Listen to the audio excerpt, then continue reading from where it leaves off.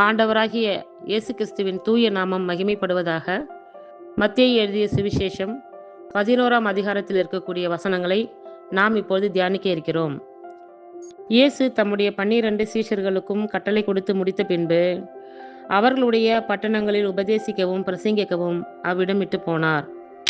அத்தருணத்தில் காவலில் இருந்த யோவான் கிறிஸ்துவின் கிரியைகளை குறித்து கேள்விப்பட்டு தன் சீஷரில் 2 பேரை அழைத்து, வருகிறவர் நீர்தானா, அல்லது வேறு ஒருவர் வர காத்திருக்க வேண்டுமா என்று அவரிடத்தில் கேட்கும்படி அனுப்பினான். இயேசு அவர்களுக்கு பிரதியுத்தரமாக, நீங்கள் கேட்கிறதையும் காண்கிறதையும் யோவானிடத்தில் போய் அறிவியுங்கள். குருடர் பார்வை அடைகிறார்கள், சப்பானிகள் நடக்கிறார்கள், குஷ்டரோகிகள் சுத்தமாகிறார்கள், செவிடர் கேட்கிறார்கள், மரித்தோர் எழுந்திருக்கிறார்கள், தரித்திரருக்கு சுவிசேஷம் பிரசங்கிக்கப்படுகிறது. என்னிடத்தில் இடரல் அடையாதிருக்கிறவன் எவனோ அவன் பாக்கியவான் என்றார். அவர்கள் போன பின்பு இயேசு யோவானை குறித்து ஜனங்களுக்கு சொன்னது என்னவென்றால், எதை பார்க்க வனாந்தரத்திற்கு போனீர்கள்? காற்றினால் அசையும் நாணலையோ? அல்லவென்றால் எதை பார்க்க போனீர்கள்? மெல்லிய வஸ்திரம் தரித்த மனுஷனையோ? மெல்லிய வஸ்திரம் தரித்திருக்கிறவர்கள் அரசர் மாளிகைகளில் இருக்கிறார்கள். அல்லவென்றால் எதை பார்க்க போனீர்கள்? தீர்க்கதரிசியையோ? ஆம், தீர்க்கதரிசியை பார்க்கிலும் மேன்மை உள்ளவனையே என்று உங்களுக்கு சொல்லுகிறேன். அது எப்படி எனில், இதோ நான் என் தூதனை உமக்கு முன்பாக அனுப்புகிறேன், அவன் உமக்கு முன்னே போய் உமது வழியை ஆயத்தம் பண்ணுவான் என்று எழுதிய வாக்கியத்தால் குறிக்கப்பட்டவன் இவன்தான். ஸ்திரீகளிடத்திலே பிறந்தவர்களில் யோவான் ஸ்நானனை பார்க்கிலும் பெரியவன் ஒருவனும் எழும்பினதில்லை. ஆகிலும் பரலோக ராஜ்யத்தில் சிறியவனாய் இருக்கிறவன் அவனிலும் பெரியவனாய் இருக்கிறான் என்று உங்களுக்கு மெய்யாகவே சொல்லுகிறேன்.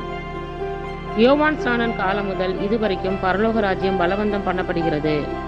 பலவந்தம் பண்ணுகிறவர்கள் அதை பிடித்துக் கொள்கிறார்கள். நியாய பிரமாணமும் தீர்க்கதரிசிகள் யாவரும் யோவான் வரைக்கும் தீர்க்க தரிசனம் உரைத்ததுண்டு. நீங்கள் ஏற்றுக்கொள்ள மனதாயிருந்தால் வருகிறவனாகிய எலியா இவன்தான். கேட்கிறதற்கு காதுள்ளவன் கேட்க கடவன். இந்த சந்ததியை யாருக்கு ஒப்பிடுவேன்?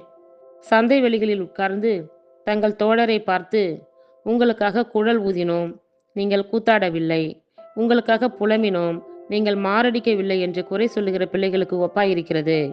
எப்படியெனில், யோவான் போஜன பானம் பண்ணாதவனாய் வந்தான், அதற்கு அவர்கள், அவன் பிசாசு பிடித்திருக்கிறவன் என்றார்கள். மனுஷகுமாரன் போஜன பானம் பண்ணுகிறவராய் வந்தார், அதற்கு அவர்கள், இதோ போஜன பிரியனும் மது பிரியனுமான மனுஷன் ஆயக்காரருக்கும் பாவிகளுக்கும் சிநேகிதன் என்கிறார்கள். ஆனாலும் ஞானமானது அதன் பிள்ளைகளால் நீதியுள்ளதென்று ஒப்புக்கொள்ளப்படும் என்றார். அப்பொழுது தமது பலத்த செய்கைகளில் அதிகமானவைகளை செய்ய கண்ட பட்டணங்கள் மனந்திரும்பாமற் போனபடியினால் அவைகளை அவர் கடிந்து கொள்ள தொடங்கினார். கோராசினே உனக்கு ஐயோ, பெத்தாசாய்தாவே உனக்கு ஐயோ, உங்களில் செய்யப்பட்ட பலத்த செய்கைகள் தீருவிலும் சீதோனிலும் செய்யப்பட்டிருந்ததானால் அப்பொழுதே இருட்டுடுத்தி சாம்பலில் உட்கார்ந்து மனம் திரும்பி இருப்பார்கள். நியாய தீர்ப்பு நாளிலே உங்களுக்கு நேரிடுவதை பார்க்கிலும் தீருவுக்கும் சீதோனுக்கும் நேரிடுவது இலகுவாய் இருக்கும் என்று உங்களுக்கு சொல்லுகிறேன். வான பரியந்தம் உயர்த்தப்பட்ட கப்பர்நகூமே, நீ பாதாள பரியந்தம் தாழ்த்தப்படுவாய். உன்னில் செய்யப்பட்ட பலத்த செய்கைகள் சோதமிலே செய்யப்பட்டிருந்ததானால் அது இந்நாள் வரைக்கும் நிலைத்திருக்கும். நியாய தீர்ப்பு நாளிலே உனக்கு நேரிடுவதை பார்க்கிலும் சோதம் நாட்டிற்கு நேரிடுவது இலகுவாய் இருக்கும் என்று உங்களுக்கு சொல்லுகிறேன் என்றார். அந்த சமயத்திலே இயேசு சொன்னது, பிதாவே, வானத்துக்கும் பூமிக்கும் ஆண்டவரே, இவைகளை ஞானிகளுக்கும் கல்விமான்களுக்கும் மறைத்து பாலகருக்கு வெளிப்படுத்தினபடியால் உம்மை ஸ்தோத்தரிக்கிறேன். ஆம் பிதாவே, இப்படி செய்வது உம்முடைய திருவுளத்துக்கு பிரியமாயிருந்தது. சகலமும் என் பிதாவினால் எனக்கு ஒப்பு கொடுக்கப்பட்டிருக்கிறது. பிதா தவிர வேறொருவனும் குமாரனை அறியான். குமாரன் எவனுக்கு அவரை வெளிப்படுத்த சித்தமாய் இருக்கிறாரோ அவனும் தவிர வேறொருவனும் பிதாவை அறியான்.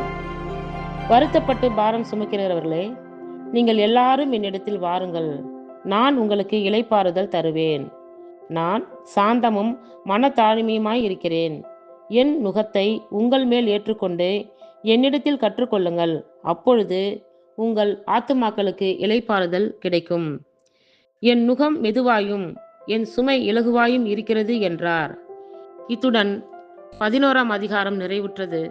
கர்த்தர் தாமே நம் எல்லோரையும் ஆசீர்வதிப்பாராக. ஆமேன்.